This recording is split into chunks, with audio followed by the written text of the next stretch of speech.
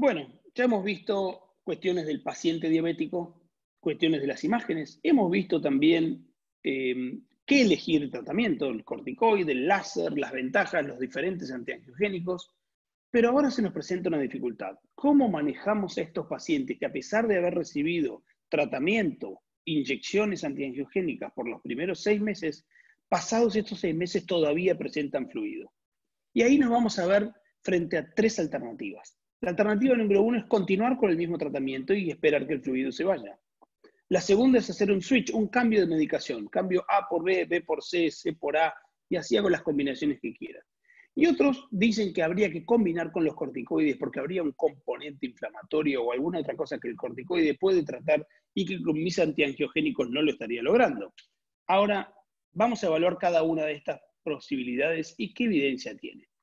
La primera fue evaluada en un paper publicado por los Breslin y el resto del equipo del DRCRnet, y lo que nos muestra es que en el protocolo I, los pacientes que presentaban líquido a los 6 meses, 24 semanas, en el tiempo, con la continuación de las inyecciones, este líquido se fue yendo y solo permanece en el 40% del 40% original que tenía líquido, o sea, el 16% final de los pacientes. Nos recomiendan seguir con el número de inyecciones basado en los resultados del protocolo I. Y también nos dice lo siguiente, que a los 3 años de tratamiento, con líquido o sin líquido, la ganancia visual final es aproximadamente la misma. Por lo tanto, a pesar de que permanezca un poquito de fluido en la retina, estos pacientes van a tener más o menos la misma visión.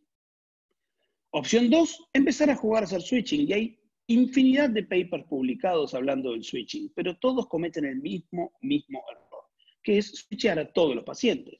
Tengo un grupo de pacientes en azul tratados con la droga A y tengo un subgrupo en verde de pacientes que no responden muy bien. Son estos que tienen edema crónico persistente.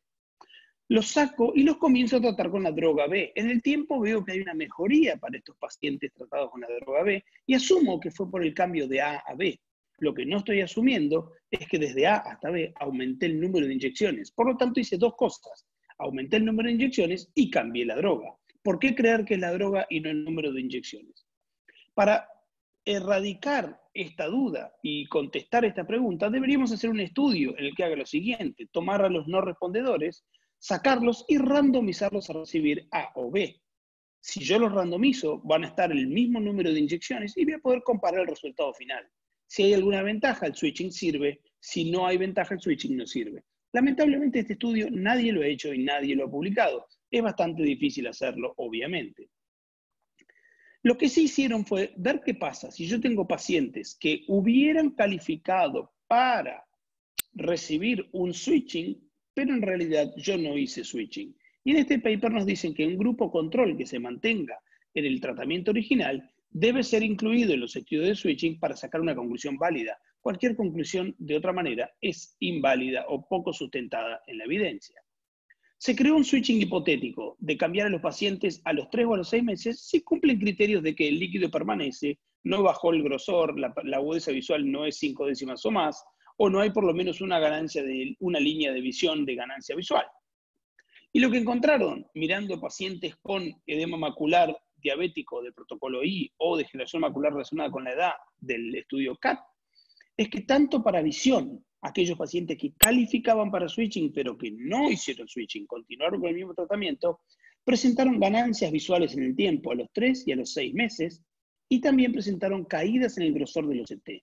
Quiere decir que estos pacientes yo les hubiera cambiado de A a B y hubiera creído que este beneficio está relacionado al cambio de A a B y no relacionado al número de inyecciones. Y claramente el número de inyecciones fue la respuesta ideal en este tipo de estudios.